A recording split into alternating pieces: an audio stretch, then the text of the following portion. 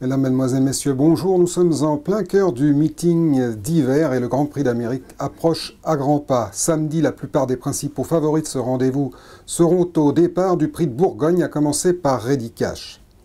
Triple lauréate de cette épreuve au cours des 3 dernières éditions, le protégé de Thierry Duval d'Estaing a prouvé qu'il est capable de trotter en 1,10 et fraction sur ce parcours des 2100 mètres de la grande piste.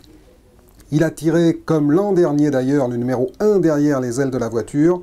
S'il parvient à se défaire de ce piège, il devrait pouvoir s'imposer. Il a très bien couru d'ailleurs, comme certains de ses adversaires, dans le Prix du Bourbonnais qui a eu lieu le 7 décembre et qui constitue l'épreuve de référence de cette course. Mais Texas Charm, remarqué par sa fin de course dans le Prix du Bourbonnais, ne laissera pas faire Ready Cash. Vainqueur du prix René Ballière sur le parcours qui nous préoccupe, en 1,9 et 8 dixièmes au printemps.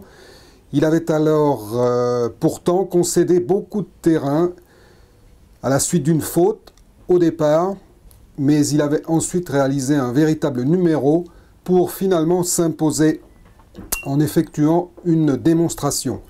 S'il part au trot, il peut tout à fait battre à la régulière Ready Cash.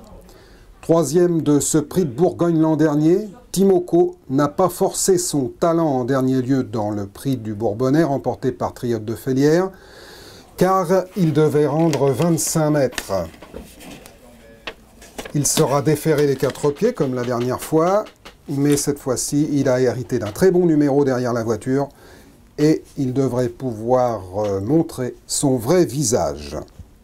Deuxième du prix de Bourgogne 2012, Royal Dream a effectué une belle fin de course en dernier lieu dans le Prix du Bourbonnais, courant bien mieux d'ailleurs que ne l'indique son classement qui a été 9e. Vainqueur du Grand Prix d'Amérique l'an dernier, il monte en puissance et il paraît capable de briller dès ce dimanche. Mais aussi bon soit-il, tous les concurrents que nous venons de citer devront se méfier d'Up'n'Quick. Le lauréat du Critérium des 5 ans va certes s'élancer en 2e ligne derrière la voiture, mais il a très bien couru il y a peu de temps en rendant de la distance. Il a fourni une belle fin de course en effet. Il sera ferré ici, il sera normalement déféré dans le Prix d'Amérique, mais il faut le suivre dès ce dimanche. Troisième du Critérium des 5 ans d'Up'n'Quick, Univers de Pan, présente l'avantage d'être très régulier. Il devra s'élancer en 2e ligne, mais il est capable de prendre les bons dos et sait suivre tous les trains. Je pense qu'il a les moyens de prendre une 4e place ce dimanche. 5e du Prix de Bretagne, mi-novembre, Roxane Griff possède aussi des titres et peut se placer comme Thiego d'Estaing, lequel sera l'un des principaux favoris du prix de Cornulier. Voici donc ma sélection.